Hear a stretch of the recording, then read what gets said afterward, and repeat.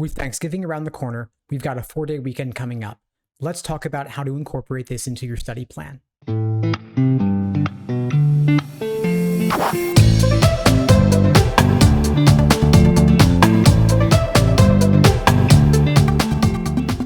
Hey, what's up everybody? Steve Schwartz here from LSAT Unplugged, joining you today to share your Thanksgiving weekend LSAT study plan. Before I get into it, a little bit about LSAT Unplugged. We offer live online classes via Zoom, on-demand video courses, small group coaching, and one-on-one coaching.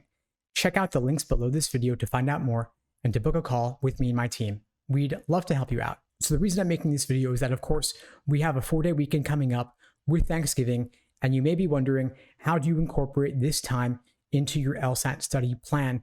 Do you take the 4-day weekend off? Do you go hard all 4 days? How do you balance and adjust between family obligations? You want to make the most of this time, but you also don't want to stress, given that you may be traveling, seeing family and friends you haven't seen in a while. What do you do to account for this 4-day period?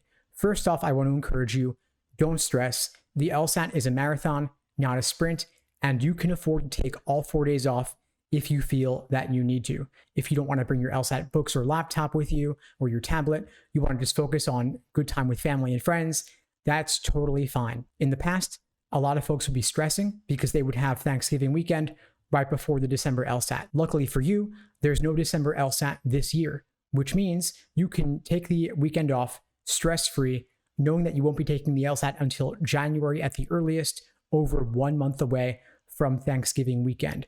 So if you've got to take 4 days off or even a full week off, it's okay. You can come back to the LSAT. Don't worry, you won't be rusty. There's nothing to memorize for the LSAT anyway, so you're not going to forget these skills because this is, after all, a skills-based test, not a memorization-based test. If you want to find some kind of balance between seeing family and friends and studying for the LSAT, you could alternatively take off just Thursday or just Thursday and Friday, and then study a bit Saturday and Sunday. In general, when you've got a weekend study plan, especially for a long weekend, I recommend you wake up early and study in the morning. Then you can enjoy the afternoon and evening stress-free. So for example, let's say Thanksgiving Day, Thursday itself, maybe you wake up 8 or 9 a.m., you study until noon, and then you have the rest of the day to see family and friends, knowing you've carved out at least 3 or so hours just for the LSAT. You could do the same Friday morning and then go out shopping if you want to shop for Black Friday, or you want to do that Saturday and Sunday as well. Totally fine. What this means is that across Thursday, Friday, Saturday, and Sunday, if you carved out 3 hours per day, you would have gained a total of 12 hours of studying while everyone else was sleeping in or taking it easy, and you've still bought plenty of time to spend with family and friends. If you want to study during a plane ride or a bus ride or a train ride, if you're traveling this weekend, of course, feel free to do that as well to get even just a little bit more time.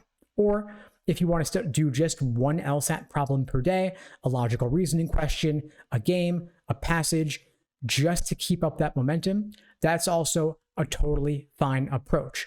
But if you can't do anything at all, that's okay too, because remember, there's no December LSAT. You can always catch up after Thanksgiving weekend. You'll have the entire month of December, as well as the first half of January before the January LSAT, where you've got even more than 2 months until the February LSAT, if that's the one that you're taking. And every LSAT study plan strategy I'm sharing with you here will also, by the way, apply for Christmas 1 month from now, where you can do the exact same thing to adjust between seeing family and friends versus studying for the LSAT. And of course, if you want to break from family and friends, the LSAT is a great excuse to get away from them for just a bit. Anyway, folks, that's all for now. I hope you found this video helpful. If you did, please do me a favor and share it with someone who needs to see it.